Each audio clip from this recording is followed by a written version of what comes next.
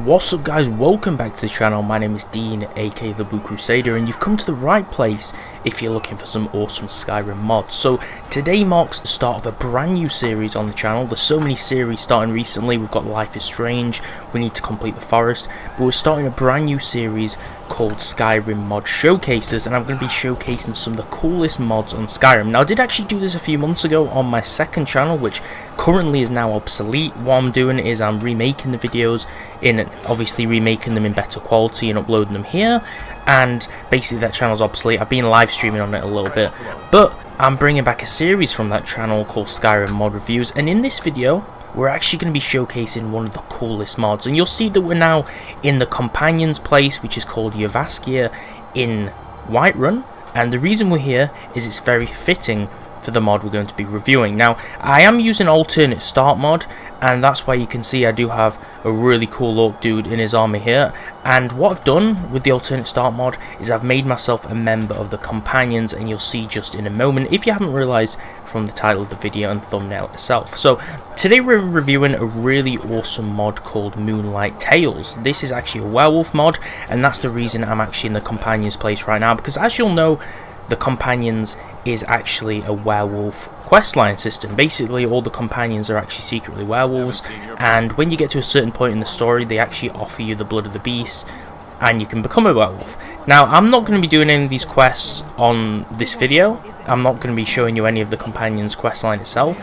What I'm going to be doing is I'm going to be showcasing this awesome mod. So you can access this mod in the mod configuration tab, and you'll see here I don't have any of the mods this time. I did, when I last recorded this video, I did it on a big mod load order, so there was loads of different mods in there. This time I'm actually not making that mistake. I'm only going to load the mods I'm reviewing, as to obviously keep the game optimized and prevent crashes. We can go into Moonlight Tales here, which is the menu, and you'll see there's so many different options because this mod adds so many different things you can do. For an example, this is actually a really good mod system to run alongside a vampire mod system. So this is compatible with better vampires, it's compatible with Sacrosanct, it's compatible with a lot of the different vampire mod systems if you want to make like vampire and werewolf wars, or fight werewolves if you're a vampire, or vice versa. Then this will go with those mods really nicely. So what Moonlight Tales does as a system is it basically allows you to play as different types of werewolves. You can have different skins, you can change the sounds of the howls and the attack sounds and things like that, and you can also unlock something called a werebear, which you might actually see, I believe, in the Dragonborn DLC when you go to Solstheim. Basically there's werebears there, and you can actually be one of them in this mod, and it's absolutely awesome. So what I'm going to do is I'm going to give you a little browse of the menu. So here we have the general tab.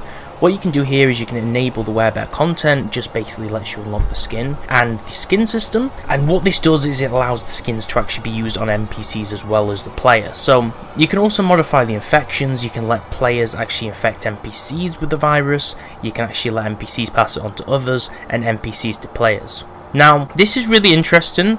I'm not going to play with these mods right now, but I am going to enable them. You can have different cooldowns of the beast form, so it can actually change it higher or lower, and this is obviously how often you can use it. Now the actual minimum is actually 30 seconds, so we're going to turn it down. You can turn up the claw damage bonus, the howl of the pack, knockback protection, and NPC knockback protection. So this is really useful. That's just the general options, and then you have different options here for sounds. Now sound is obviously a crucial part for immersion, especially if you want to play a werewolf mod where you've got howls and attack sounds. So there's actually a guy called MC Asmod, and basically he has a Werewolves Morrowind mod, and this is actually taken sounds from his mod. So you can have the howls and growls from him. You can also change the screams in the lunar transformation. Basically when the moon is in a certain state, you will transform, and this is the sounds that it will actually have. So you can turn sounds and screams off completely. You can have beast screams, which is on by default, but I'm actually going to change it to horror screams because that'll be really interesting to give it a really gritty sort of classic horror feel. There's just basically resources and credits down here, but this is the basic sort of consensus. You can change all the sounds, which is really nice. Then the music side of things, it does use his music and a moon theme, so when it's full moon it will play a music track. Here are actually the juicy parts. So what this does as well is it allows you to revert form.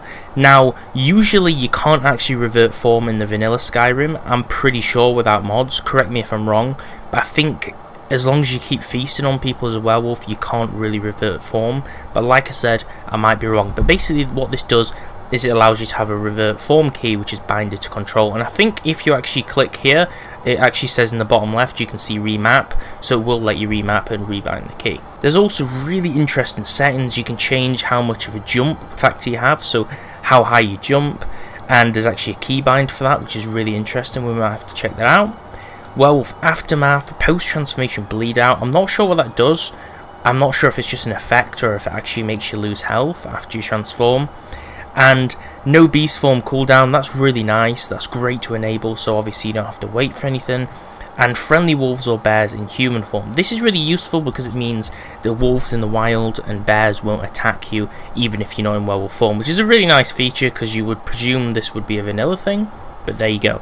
This is for the werebeast, so it's not just for the werebear, this is just for anything that you're playing as basically. And allow revert on lunar transform, which will basically mean it'll allow you to change back when the moon is in a certain lunar phase. So I guess the next fitting part is moon phases. So if we go on here, you can enable certain things. You can have vanilla moon calculation, custom moon calculation. One thing I found out with this is, maybe I do have to toy with the settings, but this mod actually makes the moon phases and the daytime hours go past ridiculously quick. So an hour will go past basically in like 30 seconds or something. Time moves really quick with this mod, which I don't really like. And you can probably change this by changing the custom moon calculation, but I'm not really sure specifically how to do that. But if you enable custom moon calculation, it will allow you to actually change the durations of everything here. So this is probably something you do have to toy with to fix that. And this Ring of Hircine requirement basically means that there's an item in the mod called the Ring of Hircine, which allows you to have certain things. It allows you to have buffs and certain things. So if you are wearing that, it will actually change the moon forms and things like that. Then we have feeding skill gains, what you're actually going to get from feeding off bodies. Obviously we have combat skills, are you going to get stealth from it, and magic skills. This is kind of unrealistic, but you can still enable it to level up more, kind of gives more perks to the system of actually being a werewolf. And then here you can actually change the werewolf skins and the werebear skins. And what I'm going to show you is basically with this mod you don't need to do the companions quest, you can actually make yourself a werewolf or a werebear, which we'll do in a moment. NPC events is really interesting as well. It's obviously giving you chances that werebeasts will spawn at night time, and you want them to only spawn at night, so obviously it will spawn natural NPCs of werewolves, and spawning them at night kind of makes sense, but you can untick that to spawn them in the daytime. But obviously the natural sort of thing is that werewolves will spawn at the night.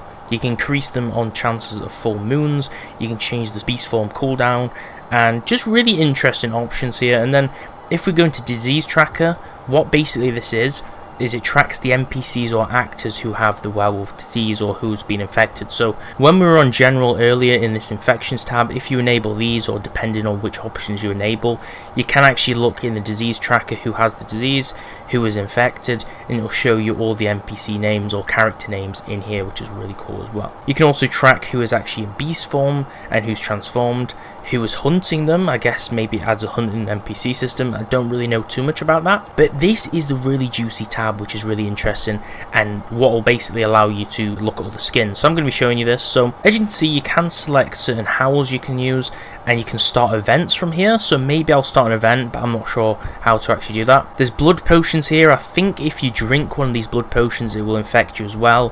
Hearts, I think, will infect you as well.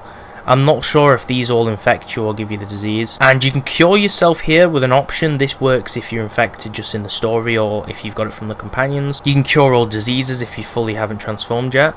But I'm going to infect myself with a werewolf beast blood, so we're just going to infect that. And then in a second, when the menu loads back up again or everything's not grayed out, it should basically give me the werewolf form. So what we're going to do is we're going to go back in here. And as you can see, we can't click back on the menu yet because it's currently doing the option in progress. And now I guess we have to wait, and then the screen goes black. Boom!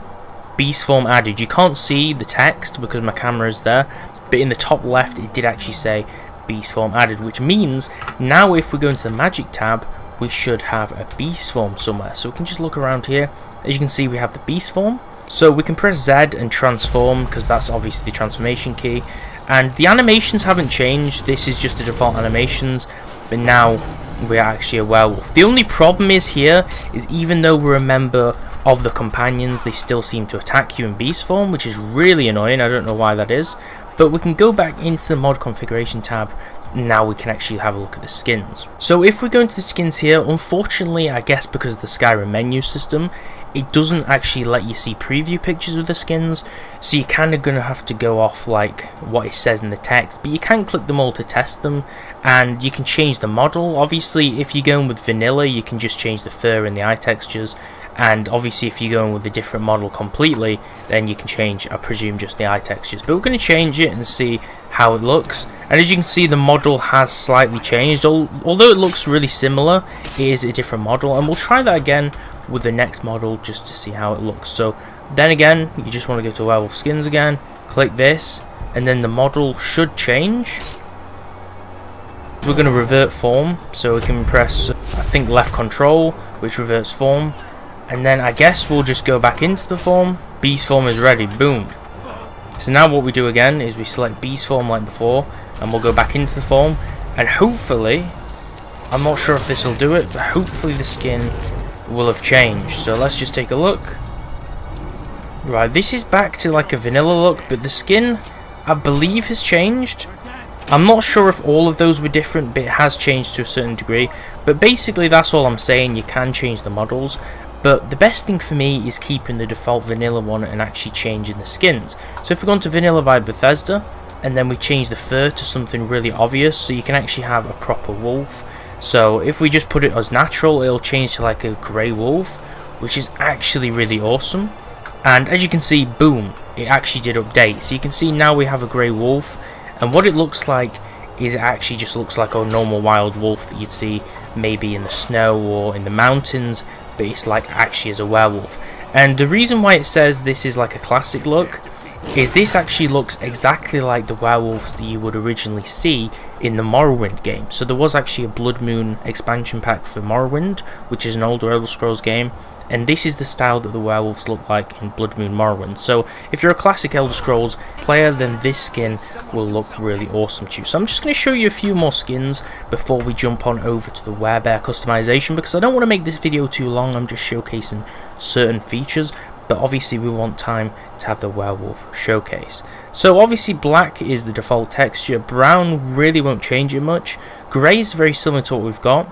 So what we can do is we can also change it to white. So currently we've got a grey skin, and it'll change back to the default one, and boom, it'll skin it. So now we have a pure white Arctic werewolf. So kind of looks like something mixed between a werewolf and a yeti, but it's absolutely awesome. This is really cool just as a mod because it adds so many different customization options to being a werewolf. So obviously I will probably end up reverting this save because I don't want to have everyone in Whiterun dying. But I'm just showing you basically how the system is, and the skins aren't buggy at all. Everything is working perfectly as intended, and I'm not sure if it changes the skill trees on this mod, if I'm really honest with you. I mean, we can check in the skill tree. I haven't really played Werewolf so much, but I don't really think it tends to change the skill tree too much, but the customizability is really awesome. So now what we're going to do is we're going to revert form back into our normal form, and we're going to go into the mod configuration tab, and we're going to infect ourselves with the werebear beast blood. So we're just going to click this here and press escape, and the screen should hopefully go black, and it will either replace the current one that we have with the werebear one, or it'll add another form. I'm not sure how it works. Hopefully now, if we press beast form, it should transform us into a werebear if it's done it correctly. Boom! And look at that animation. They've got kind of like a brand new transformation animation, and this is actually what the werebear looks like. Unfortunately, I've got all these villagers attacking me, so it's kind of hard to see everything. But the werebear is basically the same model as the one of Dragonborn in Solstheim, like I mentioned before. But as you can see, it does have really nice running animations. I'm pretty sure it's using the same model frame or skeleton as the werewolf to actually have all the animations. So it's using the same animation sets. As you can see, the sprint's the same, but you just look like a bear. It's basically just a werebear. It's really awesome. Just adds a brand new form that's already in the game on NPCs. It allows the player to actually play as. And as you can see, just like werewolves, they're really overpowered, and you can smack people really far, and you're really powerful. And I think you can probably eat people as well. You can feed off them and advance your skills. As you can see, for some reason I've advanced archery. I guess that's part of the mod. Like we said before, you can advance certain other skills like magic, although that's pretty unrealistic. That's basically everything that we've seen so far, but there is one more tab we can go over, so we will look in the final tab, which is actually wear best skins. Now unfortunately you can't really have any skins or fur textures, but we can change the eye textures. So you can have glowing red. I think the default ones are actually brown, but we can change them to glowing red. For an example, if you want to roleplay as a werewolf, or if you want to make videos of different kinds of werewolves, like a machinima or something. I know a lot of different werewolf fans, you know, there's the alpha werewolf, the omega werewolf, just like wolf packs basically in real life. But in a lot of fantasy things, the alpha werewolves might have red eyes, and as you can see, we have changed the eyes here. It might be quite hard to see actually on video, but if I just zoom in, he has actually got glowing red eyes now because we have changed his eye texture. So basically, that's the end of Moonlight Tales. There's a lot of customizability that you can actually have with all of these different forms. It adds a brand new form, the Werebear, and it works great with other vampire mods if you want to merge them together and have fantasy battles and just improve the basic vanilla systems. This just adds a whole host of things and improves upon vanilla pre-existing systems in the game. So this has been Moonlight Tales. If you want to see more mod showcases and Fortnite videos, subscribe to the channel, like the video, and leave a comment below on this video suggesting mods you want me to showcase or review in the next Skyrim mods videos. Thanks a lot for watching. I'll see you next time.